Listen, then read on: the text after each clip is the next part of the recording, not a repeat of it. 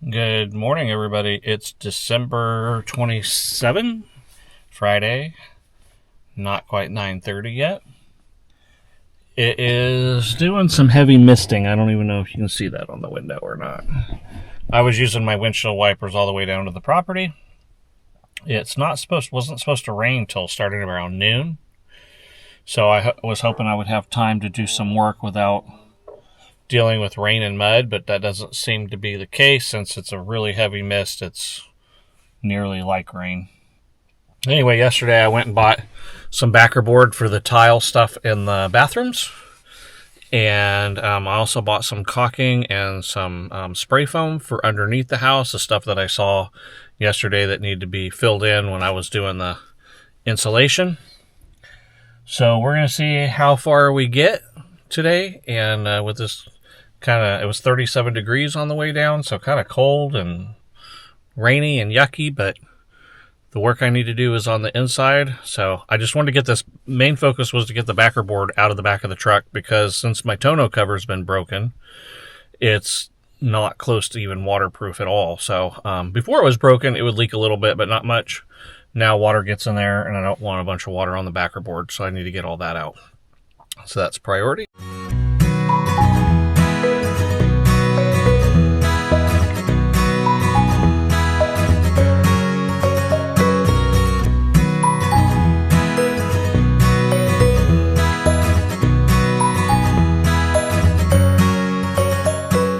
Alright, that's 10 pieces of 1/2 inch, and this is called Hydro Defense. And I got 1 piece of the 1/4 inch because I have this 1/4 inch over here, and 1/4 inch is good for the floor. So I was thinking about so I can use up the 1/4 inches that I have. I can put it here in that bathroom part. I know water could leak, but it's just toilet and a little sink, so I don't think it's going to be a big problem. Valentina she told me yesterday, I met her for lunch, and she was saying that she would like to have a piece of Backerboard here behind each sink on that side and this side. Tile up those so that we have tile on the wall, so it's easy to clean and it's not hitting drywall, which is a good point, because when water hits drywall, it's just a pain to keep clean. It's so easy to keep on the tile, and then if you have a little mold or something, you can spray cleaners, and it's just easier to clean.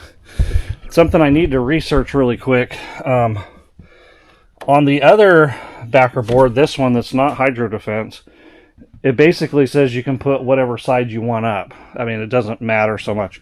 I believe I put the grid part up just because it looks more stickier. I don't know if you can see that grid or not. This side is smooth, much smoother. So I put that part up to stick. But this Hydro Defense is smooth on both sides, but kind of a pinkish on one side and a grayish on the other side. And I'm not sure which side, or does it matter, does the tile go against. So it's, like I said, Hydro Defense, so it's supposed to be a little bit better against mold and water and all that stuff. So it might matter. I'm going to research that real quick and see if it has anything to say. I got everything out of the truck. Now I can not stress as much about the water. One thing I learned just now by doing a little research is it doesn't matter which side of the Backerboard faces forward. However, I watched a video of specifically the Hydro Defense being installed, and they face the pink side out. Something I didn't do with this concrete here in the wall, that's Backerboard, is I did and I didn't. I kind of staggered the lines between the board, but there is kind of a line that pretty much goes top to bottom. And this video I watched shows that you're supposed to mesh all those seams. But that was a tiling job. So I just read a little bit about it, and it says, yeah, you're supposed to put mesh on this, which I wouldn't have done, and I saw it there, and I just didn't think it was necessary. But I guess it helps with the mortar and the tile not to crack. So I'll go ahead and put this, and to stagger the seams and stuff too, it says. So I'll put this up, but we won't finalize it for a while anyway. But now I know that mesh tape is probably pretty necessary. It says to put a thin set mortar and put that on there and let it dry. I don't think I'm going to do that. If it's not self-adhesive or it doesn't stick, I may use some waterproof caulking to go between the seams and then just see if it'll stick to it like that. If not, then I just won't put that tape until I'm ready to put the tile, and I'll do it all at once. Why waste my time putting this thin set stuff? They did. Seems a little overkill, but I don't know. Waterproofing every screw as well, like going in just a little bit and putting some waterproofing stuff over it. So I could do. It seems like caulking would be easier to do than this primer, whatever thin set stuff they were using. So I think this should be okay, because this has got this mesh tying everything together. And I did take a little bit of caulking. It seems to thinned out, but I did caulk between the lines as well. So I think that should be all right. When I was there getting the Backerboard, they have all the tools right next to it and items that you need for doing tiling. And we did tiling a long time ago. 20 years ago, approximately. And I just don't, I remember some of it, but I don't remember everything. And I don't think we used everything that there is to use. So anyway, I just glanced over and looked at the tools. There's kind of some fun stuff. So I think I'll use these to space my bigger tiles. And then jigsaw blade for cutting like detail work if I need it, to sharpen any of the blades that we need or that we use. This is cool. A little diamond hole saw blade that I can cut straight through the tiles, and even can do it dry, supposedly. And that can go over all the pipes.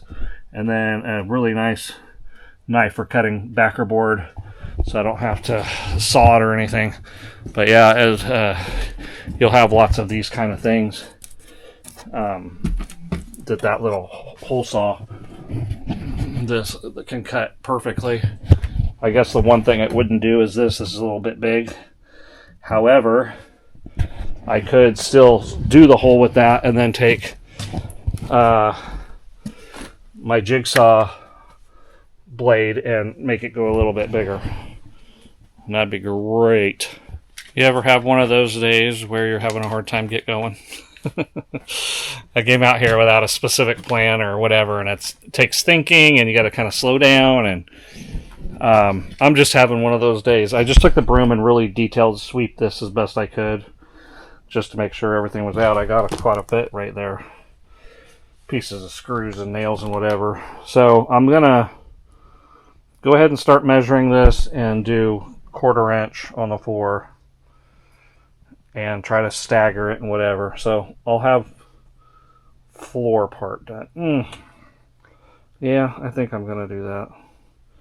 So this is the problem I'm facing. If the tile doesn't get done and we step on this and it gets scuffs and it breaks pretty easily, I need, when we do drywall, they're going to be doing drywall up on the ceiling. I need to put a frame inside this for a drywall piece to sit down in it. So I'll have a ladder in here. So basically you can't do anything until the tile is done and in. And on top of it, tile just, it's sensitive to a point, you know. It seems sensitive to me. It can break a lot easier, and it's real obvious when it does break. Let me think a little bit more about this. Maybe I'll go over there and sweep and think even more clearly about exactly how I want to do this or what I do. I mean, the walls or something I can definitely do over here, because nobody's going to be stepping on that. So maybe I'll start with that and just think about things as I go. I wanted to start on the floor over here because I felt like it was inconsequential. If I make mistakes and I can fix things, whereas the wall, a little bit more, more work over there, a little bit harder. You're trying to hold things up and whatever. All right, guys. Well, I'm noticing that I'm getting a little bit more trained in the ways of construction and being able to think ahead a little bit on certain things that Roger's taught me, and just, you know, the things that I've learned as I'm putting things together, things pop into my head of, oh, that's coming down the road, and I need to think that out and take that into consideration. And that is what I'm struggling with right now, because I don't have all the knowledge and I haven't done this before. Is drywall going to come here on the flat and poke out to here, where I'll put backerboard tile and come just to the edge, and then drywall come all the way out? Or should I put my backerboard out 1/2 inch and tile out to there, and then drywall goes out to up to that? Well, then I started noticing this tub kind of goes this way a little bit, I think, because this is not straight. I'm able to push this somewhat, and I noticed the plumber, when he set this, he put screws in here all the way around to kind of hold it. Well, I don't like those screws, and they're not doing their job. They're not quite low enough. And when I just watched the backerboard and tile video a while ago, they said a good thing is to take these backerboard screws and put one at the bottom and set your backerboard that far up off of anything. So that's what my plan is right now, is to take these screws out that he's got in here and put backerboard screws, because I think the backerboard screws too are probably more waterproof. Not going to have as much problems. Try to squeeze this up against there and see if this sucks up to the 2x4 stud. But then again, I'm still wondering. I think if this does go flush, I think I will still just come out here with the backerboard flush to here, and they can take drywall over the top of it, and then when they get to the tub section, just end it right here. Yeah, see, I'm not quite sure. I don't want it to look weird. So I have to think about this. I have to figure it out. I might even not be able to do this today until I get Roger out here and ask him how does that work. All right, so I don't know how breakable this is. I don't think it's breakable, but it also kind of weird what it does. So I got into these studs something over the lip, you know, and I did it here too to keep it from coming this way. And I feel like I made a little progress right here. This is not as far out, but now I know it's going to stick out. So now I need to take that into consideration and see how am I going to put the backerboard on there and the tile. All right, guys, came up with the plan. Decided that we're going to go ahead and put backerboard on this front side, and I'm going to cut those tiles at either 3.5 to 4 inches. Depends if I want to come all the way out here, which I probably would actually. I'd probably do a 4-incher so that however, I'm sorry, actually 1/2 inch backerboard and then another tile. So I would like this one to probably come this way, so this tile butts up against this one. Yeah, so you don't see this line coming down. This will cover it. Something like that. I might have discovered something cool. I don't know if that's what this tool is made for, this part of the tool, but it's got a serrade right here. So I was able to just kind of go up along the stud, and it cleaned it good enough. Got all that on the ground there. Anyway, I don't know if that's what it's for, but I have a feeling it is. Cool. I was off a little bit right here, and it doesn't really matter. I'm going to put that mesh stuff over it, but I put a little caulking in there. All right, guys, I had a couple of challenges here. First of all, I have this flange that's at the top of the tub. Don't know what that's for. Didn't know, does backerboard come down to it and tile kind of overlaps a little bit. But that's like all around the whole tub. Then I had the screws screwed in at the bottom back there to hold the tub from coming forward. So what I finally decided to do was take those screws out at the bottom, put the backerboard, which as you can see is clear, got this kind of a clearance up here, and as you get down here, it gets a whole lot narrower. But I can't push it that way anymore. So what I'm doing is I'm basically using the Backerboard, and then the tile will go down. We'll leave, I think, like an 1/8 of an inch or 1/4 of an inch down here at the bottom, and grout it at the bottom. But basically the tile and the Backerboard are what's going to keep the tub from floating forward. But I don't really know if that's what you're supposed to do, how you're supposed to do it. By the time you see this video, if you have anything to say about it, it's probably too late. So yeah, that there is the issue. So as I'm tiling, they're going to come out this way. But I didn't know what else to do because I didn't have a way to hold the tub from coming out off of the wall. And I don't know. That's just the way it's gonna be. Hopefully we don't notice it too much. Hopefully there'll be a way of compensating, because then there'll be Backerboard here going down. Maybe I'll have the Backerboard I'll just come down to this point instead of coming over this, because it was just important to keep the tub from coming this way. I don't have to worry about the tub going this way because it's squeezed in between walls. So yeah, maybe that's what I'll do. I'll come down just the top of here on the next one, so it'll be a little bit easier to compensate in this area. Okay, I'm just plugging away at this. One thing that I saw in one of the videos that says you're supposed to have a small gap between the pieces, and a good way to do that to make sure it's even is just put a couple screws in, then you can back them out when you're done. A while ago I showed this to you how it was really coming out, and it still is to a point, but I figured out a little bit of a way to fix it. I pounded this.